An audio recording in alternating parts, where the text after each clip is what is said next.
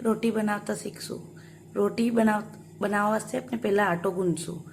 तो आटो गूंथवा वास्ते करीने अपने नमक, तेल, पानी अने आटो अपने तन रोटी बने एटलू बनावीशू।